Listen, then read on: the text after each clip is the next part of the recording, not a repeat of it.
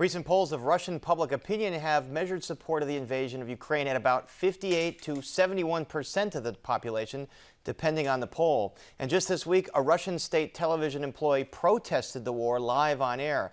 How difficult is it to gauge actual public sentiment in that country, and how accurate are those polls?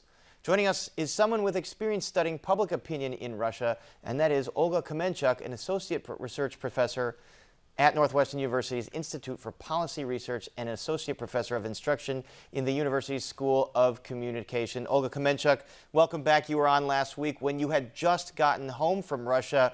We mentioned these polls, but it's sort of hard to trust the veracity in an authoritarian state. Where would you gauge the public sentiment in Russia? Yes, good evening. I have to say that we must admit that majority of Russians do support the war that their country is waging against Ukraine. And yes, between 57 to 65% at the beginning of the war, and up from 65 to 71% towards the third week of the war, because there were several waves of opinion polls which were conducted by different pollsters throughout this war. So the support even grew. However, I must emphasize, even though we see the majority of Russians supporting this war, it's still not the so-called Crimean consensus, which we saw in 2014 when Russia annexed Crimea, when more than 90% of Russians supported the war. 30% less now. So yes, it's a majority. I would say it's a shaky majority.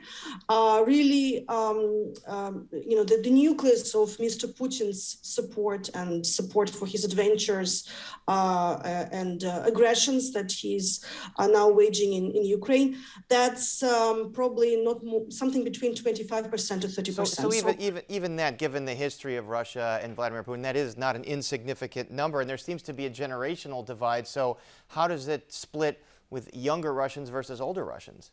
Yes, that's true. There are two factors which differ in our polls, in the polls which are conducted in Russia. So usually those are age and type of media use. For example, less than 1/3 of young Russians, people under 25 years old, support the war. I want to repeat, less than 1/3. And then more than 70% of elderly Russians do, so this kind of Soviet generation. So age is one of these factors. And the second one is media use. People who are using internet and social media, especially foreign social media, intensively, seem to be associated with less support for the war, while higher reliance on TV news as the major source of information is usually associated with higher support for Russian war in Ukraine. And this, as President Putin has cracked down on any independent reporting on the war. It's all sort of the state-sanctioned propaganda, although just this week an employee at a Russian state news operation protested live on air. Take a look. Премьер подчеркнул, надо усилить сотрудничество в рамках союзного государства, а на совещании в правительстве обсуждали, как сохранить... Given the crackdown and significant penalties for protesters, Olga Kamenchuk, how surprised were you and how significant was this that this happened?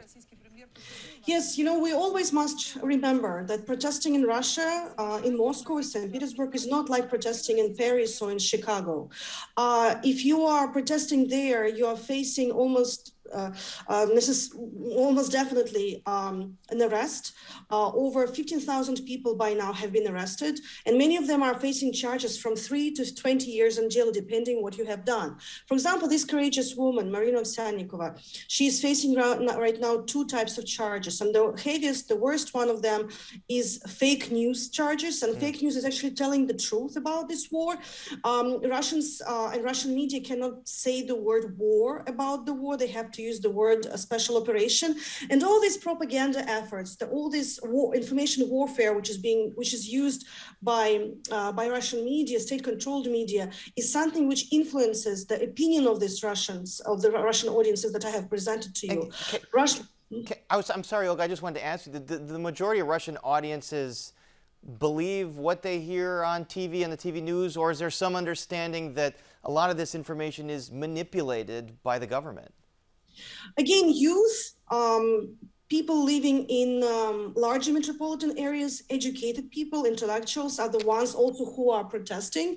They are the ones who are doubting this information. And also I have to say that previously when Russians had access to some opposition media, it was also contributing to telling a different story. Right now, Kremlin shut down the two major media, opposition media, Echo of Moscow and TV Rain,